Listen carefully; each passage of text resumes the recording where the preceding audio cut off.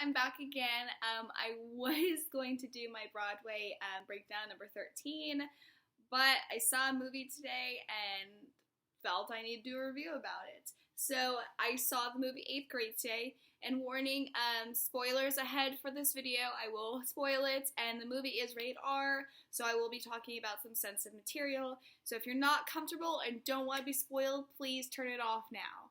Okay, continuing on.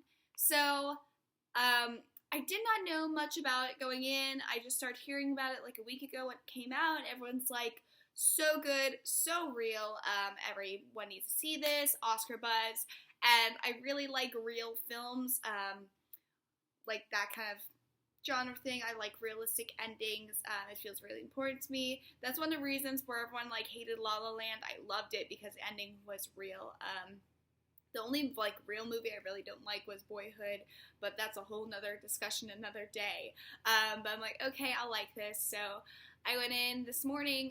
I saw a morning show, so there's only one other person in the theater. I will say this person did walk out halfway through. I'll talk about that scene in a minute. But so it's about 13, I would say she's 13 now. 13-year-old Kayla, it's her last week of 8th grade. She is very awkward, doesn't have, I wouldn't say any friends. And people say she's quiet, and she's like, I'm not quiet, I'm talkative. So, and she's voted most quiet in her class. That upset her. And she opens her time capsule from 6th grade, and she thought she was going to be popular, and obviously she's not, so she's very upset with that. I did like the little Broadway stuff they had. Like, she had a little Hamilton poster. In her time capsule was a sign, Bring It On Playbill. So I love those little Broadway tidbits. Anyway, so she's invited because, like, her dad's friends with, like, another mom. So, like, the parent thing, she's invited to his party, and the girl doesn't want her there. So she goes anyway, and by the way, she lives with her single dad, and her dad's struggling to relate with her with all of the social media and stuff. Like, there's a really awkward real dinner scene where she's on Instagram the whole time, and he's just like, what? So anyway, she's at the party. She has an anxiety breakdown in the bathroom. It's very uncomfortable for her. Finally, she gets out there. She goes out there in her one piece, and everyone's wearing bikinis, and she just feels awkward. Like, but she gets in there, sits outside the pool, and then the girl whose party it's her cousin comes over and is nice to her. That's nice or something. And then she goes inside. She's sitting in the corner on her phone, and the guy she likes comes over, and he's like mentions something about going to the room. So of course she goes in there, and she tries. She does karaoke, and it's great, and I'm proud of her. Oh, and she also makes YouTube videos on her webcam. So gotcha, girl. So she's doing her videos on happy, confident stuff, but you know she's not. And then she has, because it's her last week 8th grade, so she gets to go on this field trip to her new high school, and she gets a mentor there. And the girl is so nice to her and gets her, and it's nice. And then Kayla, on a whim, just decides to call her and ask her for advice. And the girl, Olivia, is like, oh yeah, come hang out with me and my friends at the mall. So Kayla's excited. She's hanging out with friends at the mall. She's never done that. Her dad drops her off. They're having a good time, but it's weird because she's 13 in 8th grade and they're seniors, so it's kind of like, sorry about that, but so it's kind of like, why are they hanging out with her? Like, I get it's a nice thing, but it's still weird. And then her dad comes by, and obviously she's like, why are you stalking me? And she's like, just leave, I'll get a ride home. So everything's going fine. So the girl Olivia, her friend, who's a guy friend, and then Kayla's in the backseat, so he's driving them home. And he's like, let me drop Kayla off first. And she's like, they said drop Kayla off first. And then he's like, no, you live right here.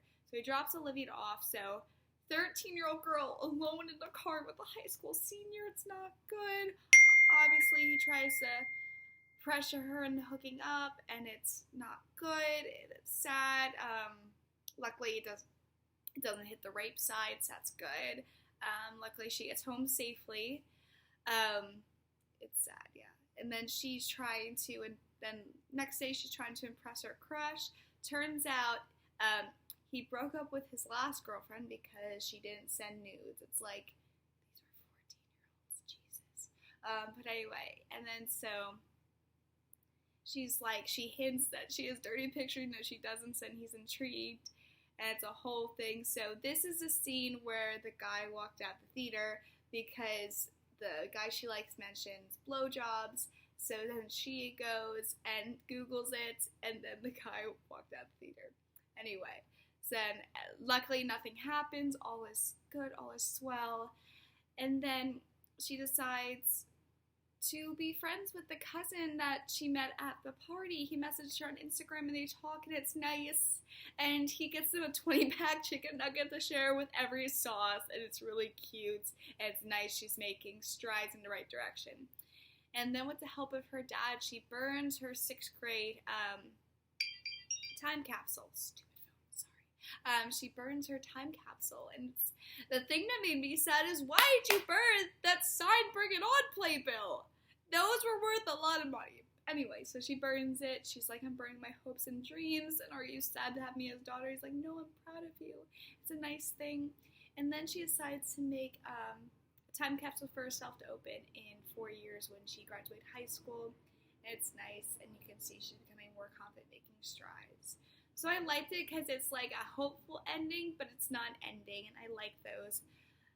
Because the thing is, I'm one way or the other. Either my all-time favorite film, Breakfast at Tiffany's, has a crystal clear, nice, wrap it up in a bow ending.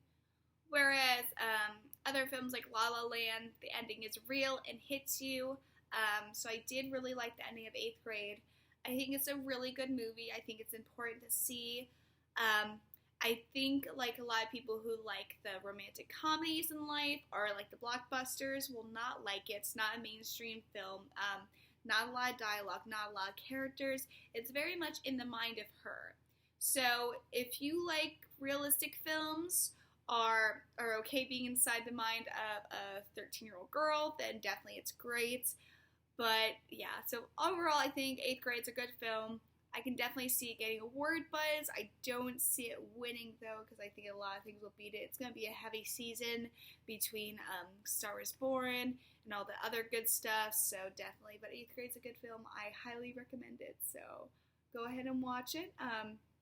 And now hopefully I will be posting the Broadway breakdown 13 next. I am working at LeakyCon the next 2 days, so that'll be fun. I'm talent handler for Dan Fogelman, so that's exciting. So I'll be doing that, and then I'll be posting my Broadway breakdown videos. So thanks, guys. Hope you enjoyed the video.